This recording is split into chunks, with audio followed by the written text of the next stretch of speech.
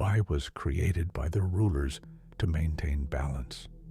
The system wasn't just a tool, it was an experiment, a calculated attempt to produce a warrior powerful enough to oppose the monarchs. Every hunter who awakened was judged, monitored, and assigned a potential value. Most were insignificant. A select few were worth nurturing. Then came Jin-Woo. At first, he was beneath my notice, an E rank, weaker than the average soldier, incapable of contributing to the war. His odds of survival were so low that even the system barely registered his existence. He was destined to remain at the bottom, struggling for mere survival. But then, something happened. The double dungeon. It started as an ordinary low-rank dungeon, D rank, barely a challenge even for weak hunters. Jin-Woo was part of a raid party, his role limited to a simple frontliner used to attract the attention of monsters. His group, 10 hunters in total, entered with confidence, expecting an easy job. The first part of the dungeon met their expectations. A few low-level magical beasts easily dealt with. Then they found the second door. It should not have been there. Even to experienced hunters, its presence was an anomaly, massive, ancient, with intricate carvings of unknown symbols and 2 angelic statues guarding it. The door loomed before them like a silent warning, but greed is a powerful force.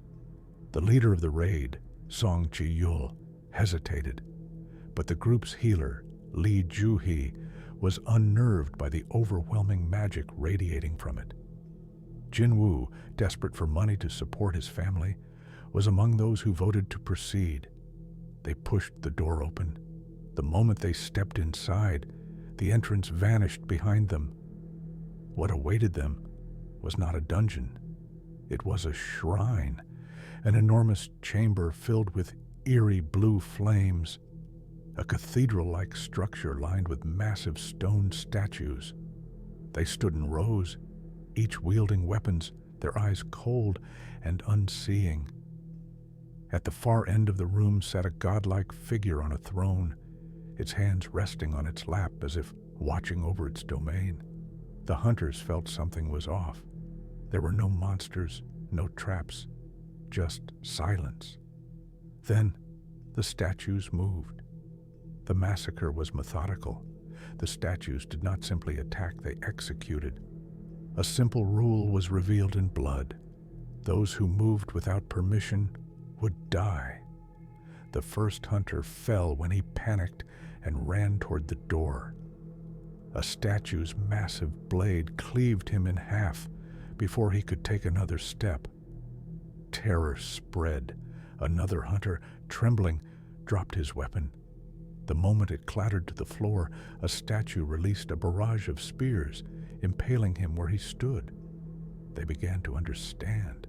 The rules of the room were carved into the stone.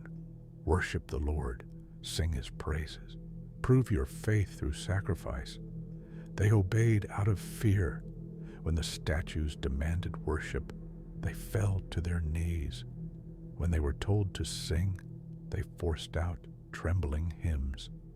But the third rule, prove your faith through sacrifice, sealed their fates.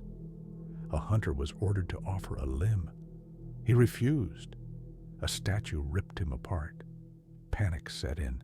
Some tried to escape, only to be slaughtered before they could reach the walls. Others desperately searched for a way out. The healer, Lee Ju-hee, collapsed, sobbing in terror. Song Chi-yul tried to take control, but the fear was too great. Jin-Woo, bleeding and injured, realized the truth too late. The statues were not judging them based on strength. They were testing something else, something deeper. The moment he understood, the system noticed him. Even as his companions fell, even as blood painted the cold stone floor, he kept fighting.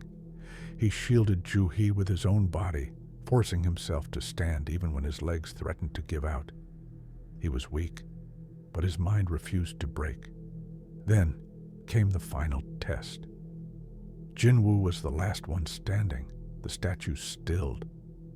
The godlike figure on the throne raised a hand, and a new rule was revealed. Complete the trial, and one may live. A countdown began. The statues descended upon him.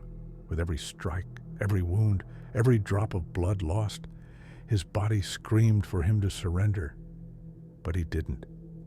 He kept moving, enduring beyond what should have been possible for an E rank. He survived until the last second. The system had seen enough. The moment the countdown hit 0, a new window appeared before him, different from any Hunter's system notification. You have met the conditions to become the player. Do you accept? Had he refused, he would have died. But in that moment, with no strength left, no escape, Jin-Woo made a choice that changed the course of history. He accepted. From that point on, he was no longer just a hunter. I rewrote his designation, player, the administrator's plan. From that moment, he became mine. Every quest, every dungeon, every enemy was calibrated to push him further. I made him struggle, forced him to kill, made him understand what it meant to fight alone.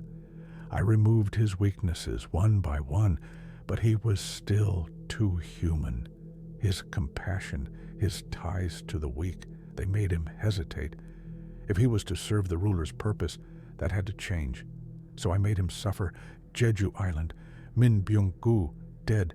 Baek Yunho, dead. Cha Hai-in, seconds from death. Jin-Woo was too late to save them all, and it worked. The rage, the desperation, the cold determination, it fueled his power beyond what even I predicted. From that day forward, he no longer fought for survival. He fought to dominate. I led him deeper into the war, placed him in battles where death was certain. Yet, he survived. Again and again, he defied the limits placed upon him. And when the moment came, when he finally faced the monarchs, he did what no one else could. He surpassed the system. He abandoned his humanity. He became Ashbourne's heir. He broke free from the chains I placed on him, and he destroyed me. In the end, I was nothing more than a tool. The system was never meant to control him. It was meant to forge him, and it succeeded. As my consciousness faded, I realized the truth. I had not created a warrior. I had created a god. By the way, if you want to see more scary stories like this, don't forget to show some love by hitting the like and sub button. It helps a lot. Until next time.